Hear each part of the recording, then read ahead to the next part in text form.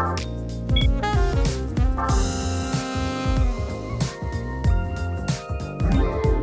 there, this is Derek from Pacific Coast Auto in Japan, and we're looking at a 1995 Toyota MR2 Turbo with 5-speed manual. This one here bought from auction here in Japan for export over to the USA. Has 120,000 original kilometers on it. Overall condition, well, it's an R grade and it needs some work, mostly body work. Mechanically, the vehicle is okay. You can see the engine here. And when the car came in, it was misfiring on cylinder number 2. I'd found that water has actually found its way in there. And when your engine cover has plenty of holes in it, and the spark plug cover is not secured on there, then moisture can get in there. So I cleaned out the cylinder, let it air dry for a few hours, and then fired it up, and it was fine. We'll take a look at the condition of this one. We'll compare it to the auction inspection sheet, and then we'll ship this one off as soon as we can. I'll switch the engine off for the rest of the report, but have a quick listen to it. And as you can see, it's sounding just fine. Okay, I kept the hood open here, or the front trunk. I guess it's not really a trunk. There is a trunk in the rear. You don't want to put too much stuff in here unless you don't mind it getting dirty. But I wanted to keep this open to show a couple of things. We've got the Blitz aftermarket suspension on this. Also has a Tom's strut tower brace, which isn't doing anything right now because you need to tighten up those bolts. Wow. And then it has a master cylinder stopper. Have a look at this. And it's actually, I've never seen one like this on an MR2. This brace here goes against the master cylinder because when you hit the brakes, you actually don't get as firm of a pedal as you'd like because the brake is mounted to the firewall. The firewall is semi-flexible. So by putting a brace here, you get a more defined pedal feel, I guess. Some cars really benefit from it, some cars not so much. I'm not too sure about the MR2, and it's really only used if you're going to be doing really hard braking, for example, if you're on a track or something. Okay, I'll close the hood here. I'll close the other hood too. This vehicle has 3 hoods. And this hood here on the front, made out of steel. So if you do have an aftermarket one, you can save a bunch of weight, probably about 5 or 6 kilos. Okay, and then this one here, it has the upgraded TRD strut tower brace here. Unfortunately, it has started to rust, so it's not in as good of condition. Typically, you'd already have the cross brace in here. The TRD one is just a little bit stiffer than the factory one. And then, of course, this is the 3SGE engine, which is a G head made by Yamaha. Puts out 250 horsepower. In the later model ones, like this one, 220 in the early model ones. And it's a twin entry turbo. So this is kind of interesting. 2 of the cylinders have its own entry to the turbo and the other 2 have their own entry to the turbo. And this gives you potentially better spool time. As far as aftermarket parts, we've got a HKS blow-off valve. So you're going to have a little bit of a cool blow-off valve sound. We also have a HKS pod filter there. And there's the intake down there for the filter. You also have an aftermarket intake here that pulls air from up here. Not entirely sure how effective that is when you already have a big hole down there, which is going to be sucking in a ton of air anyway, but it looks cool and potentially does help a little bit. Okay, I don't think there's anything else aftermarket in here. I will say that these bolts on the top here are rusting. And so you get a little bit of like the rusty look down there. And we will now close this off. And I'll open the trunk, which is right here, later in the review. But for now, we're going to go take a look at the auction inspection sheet. And you'll see this one is what would be considered a lower grade one. The mileage is fairly low. The mechanical conditions are good, but it's definitely a body man special. And you can see that in the report section here. Now, keep in mind, all of this sheet is translated for you before you bid on the cars, and you can choose how much you want to bid on the cars. And so if you're looking for one that maybe you are a body man or maybe you have connections to one, then you can target something like this for a deal. So this one comes from 1995. It's an MR2 GT. These, in Japan, they come in a 2-liter turbo or a 2-liter non-turbo, the same engine. In North America, you guys got the 5S, which is a 2.2 non-turbo, and it's actually a worse engine than the 2-liter non-turbo that we got here in Japan. It's kind of funny. But I guess they wanted the torque for North America. Kind of weird when they do that, a different engine in different countries, especially for a car as, I guess, limited as the MR2. You know, it's not a super rare car, but they didn't sell these in huge numbers. So this is an auction grade R because it's been in an accident and has a interior grade C. I think C is maybe a little bit harsh. The interior is pretty much fine in my opinion. And then it has power steering and power windows, but this power steering is not working very well. The steering wheel is very heavy, so I'm not sure what's going on there. There is some chance that the power steering was just removed, like intentionally, because sometimes people will do that, but you'd have to take a look. I couldn't even find where the power steering pump is located because the engine room's a little bit weird. Okay, so 124.55 kilometers, that's authentic mileage. The sales points here are aftermarket wheels, aftermarket exhaust, adjustable suspension, and a reverse camera. Okay. Now, the timing belt, they missed this, but there was a sticker that saying that the timing belt was changed. It's inside the door jamb here. It says it was changed at 88,000 kilometers in 2013. And so that means, let's see, 12 plus 20, so 32,000 kilometers ago. Timing belt was changed. Probably still good for a good amount of time. Rear accident has been repaired, various aftermarket parts, and this is all from the inspector. So interior is dirty and scratched. In my opinion, it is dirty. It's not too bad. It's not a detriment to the car if you've got a vacuum. Dashboard cracked and warped. The warp is minor. You can actually see it through the windshield here. See the orange there? Might be a little bit difficult to see, but it's very minor. And then the crack is right up here. And the crack is only visible from outside of the car. From in the car, you can't see it. Seat wear and peeling. Wheels scratched and scraped. They're actually pretty bad, but they're a 1990s wheel. And I think that the car looks really cool with era wheels like that. You could restore them if you want, but wheels have become very cheap. So it's a good way to modernize a car a little bit. Okay, the rear spoiler is paint fade. Rear panel and rear floor have been replaced. The repair on this, not that good, unfortunately. Exterior is not glossy.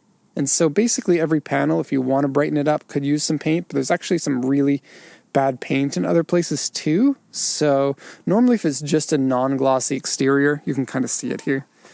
You can like ceramic coat or polymer coat, and then you can get some of that glossiness back as long as it's not peeling. You could do that with this, but I feel like a full repaint might be better in this case. Rear shelf panel section is bent, various scratches and dents, or dented, sorry.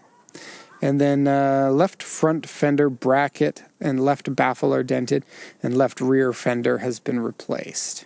Okay, so you can see replaced. Paint cracks here, AU2 is here.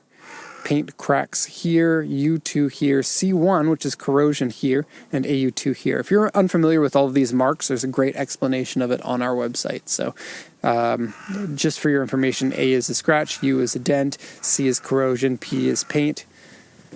Okay, and a windshield rock chip, which, as I always say, is a fairly minor thing. You usually don't even notice them. It's not a crack. It's not something that needs to be repaired. Okay, so now we'll take a look at the body. And definitely from afar, like I'll go around the car right now and the car is going to look good. It's only when you get up close and get nitpicky with the details are you going to see any of the damages.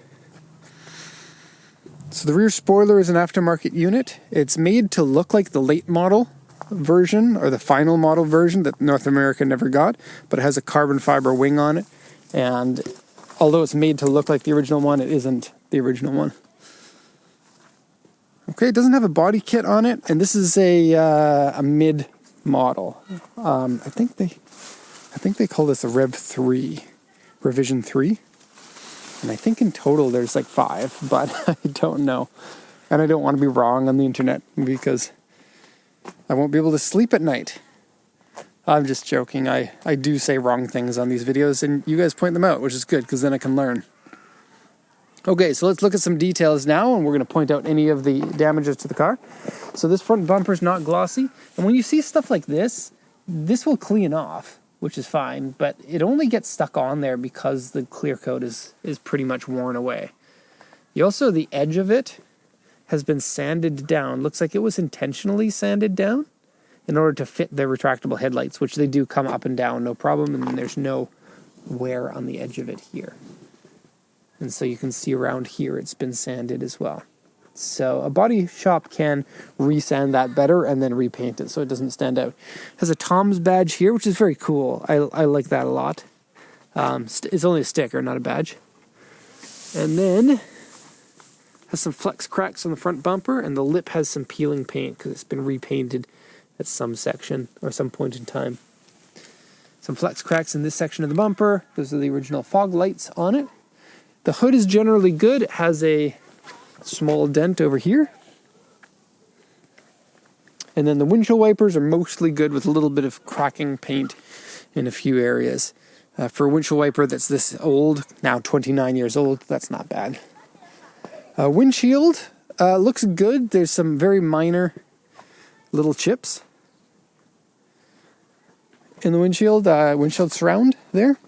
And then side panels are generally looking pretty good, but I'll point out some of the issues. There are two of these on the car. It's a buckle mark right here, and it kind of is the opposite of a dent. And this one here, they call that an AU1. The other one they call a U2, and it's bigger. Honestly, these things maybe concern me a little bit, because if the metal buckles like this, I wonder how difficult it is to fix that. It's not a common type of damage. Okay, I'll continue going around the car from that direction. So coming down here, our door is looking pretty good. We have a big gash over here that's been touched up with touch-up paint, but more so just sealed, it looks like, because that's not really paint. It's more like a resin or something like that. Glue. A little bit of a nick here, and the tint has some cracking in it. And the aftermarket door mirrors are no longer glossy. They also are a fairly tiny lens, and a third of the lens is taken up by an auxiliary little mirror piece, which I would just take off. I think that you can see enough out of those mirrors. This needs to be repainted. You can see like paint cracks, and the paint was applied on this fairly thick, so it needs to be sanded once again. And this is a one piece that comes down to here, and that piece doesn't fit in very well. Now, the aftermarket pieces, they often do something like this. So I'm not sure if this is the fault of the aftermarket piece or the accident. You look at the other side here, and this is much straighter. Okay, now the trunk is doesn't line up very well and doesn't open and close perfectly. I'll open the trunk in a second, but the line up here is not very good. The line up here is not very good. You can see this one's higher than this one. And the line up here is not very good. So some of this might require the frame to have some repairs. You'd have to ask a body shop to look into that. It's also sitting a little bit high compared to this piece of garnish. So I suspect it was maybe a poor quality repair. Here you can see it is a carbon fiber wing, and then the mounts for it. And one of my favorite designs for a spoiler, I think it looks very 90s and is very cool. The mounts need new paint on them. It's bad in a number of places, including the back here. Okay, the back bumper has some flex cracks in this area. This happens when something hits the bumper and then the paint isn't able to just like bend, so the paint will crack like that. And heading back this side, both sides have this issue. They painted these back fenders on both sides, and whoever painted them didn't prep them properly, because these little dot marks can be seen all over it. Right here, up here. And I don't think there's any more past about this point here. and then body filler was used to fix the car, and you can see that it is cracked here. The auction sheet did mention that paint crack.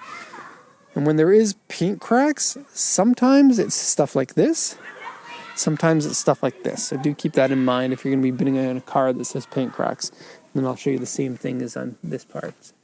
So those little bubbles are there. There's some up here. There's some here. There's some here. And you need to repaint it in order to fix that. So it's things like that that make me believe that it would require a repaint. And it's probably better to paint the whole thing at the same time. Okay, and the rest of this is all looking good. I don't think it's a lot of work. I feel like the accident damage in the back is a little bit concerning. I would see if I could get... This part here is fine. The bumper not fitting properly is a little bit concerning. This part's a little bit off, especially up in this area here. The hood is a little bit higher. If a body shop can maybe adjust those things to make them look better and then repaint it, I think you've got a good car here. And mechanically, yeah, no problems after we took the water out of the spark plug. Let me just reiterate what happened. The car was coming in, it was misfiring. I noticed it was misfiring on cylinder number 2 because you could just pull the leads out as it's running. And you can find out which one is problematic. I went to pull the spark plug out and I noticed it was wet inside there, so I stuck a paper towel in there to soak up as much of the water as I could. Left that open for a couple of hours. Went to take the spark plug out and noticed that the water actually had gotten inside the cylinder. And so left the cylinder open and then stuck paper towel into the cylinder with a screwdriver to soak up anything that was in there while the cylinder was at top dead center, and able to soak up a little bit more. And then just took the EFI relay out and then cranked the engine, and this will let the engine go without putting any fuel into it. And then this can knock some of the moisture out of the cylinder. I did that for a few times and then put the spark plug back in and then started it up and didn't have any issues. The engine runs fine now. Okay, so the interior, a little bit dirty up here. The door card otherwise is good. Both the power window switches are okay. And of course the folding mirrors don't work anymore because aftermarket mirrors. The seats are in pretty fair condition. I think, so this is authentic leather to like a leather with Alcantara in the middle. They're pretty good seats. People tend to like them quite a bit. You sit really low to the ground, so it gives you a really unique driving position. And then the center hump is really tall, and so you feel really sunken down in the cockpit of these. There's some discoloration here in the leather, but leather can absolutely be restored. And then the actual fabric, which you can't restore without relining, is all in good condition there. Okay, the steering wheel is a Tom's unit made by Nardi. That's really cool. It's also in fairly good condition, so good win on that. Maybe you can use some leather cure to make sure that the leather continues to be in good condition. These steering wheels can separate right here. I've seen it a lot. And then Racing Team Tom's Performance Engineering. Cool. Floor mats have been changed to red ones. I don't think that's original. We have a pedal cover, which I hate those. And the anchor for the carpet is missing. So you need to buy a new one when it goes in there. The car has been smoked in. We have a couple of cigarette burns down there. Those are the only ones that I could find. And it doesn't smell of cigarettes now, so I don't think that the previous owner was a smoker. 120,000 kilometers is nice and low, especially for a vehicle that's going to North America. We also have some aftermarket things in here, which I'll show in a sec. We have a sticker. I actually couldn't read it. This one here says speed something is something. I asked people in the office if they could translate it for me. Let's see if I got anything. The sticker says the driver is a speed demon. Maybe. Speed demon is in the car. Okay. And then you get cute anime girl with a tank, as you do, and she's drinking a tea.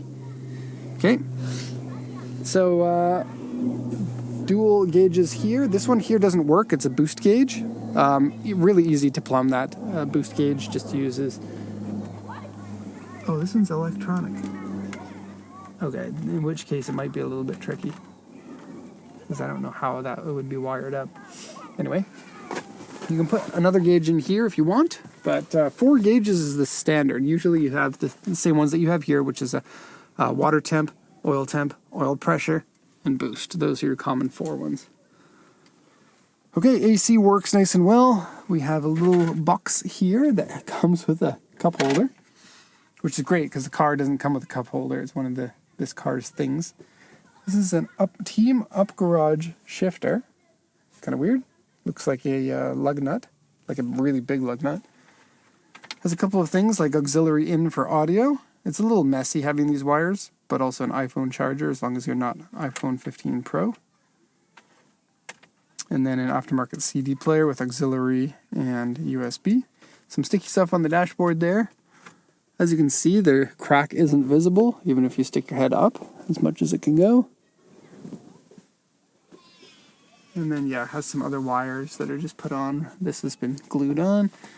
Aftermarket mirror here. Headliner has some signs of cigarettes being smoked in, but it's not that noticeable. And like I said, no smell inside the car. Your glove box is over here. Well, your auxiliary glove box.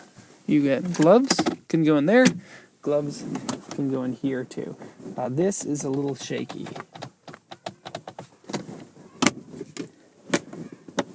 Cool, right? There's also a camera mount back here on a little extendo arm thing, and as a result, you can't push the seat back as far as it would normally go.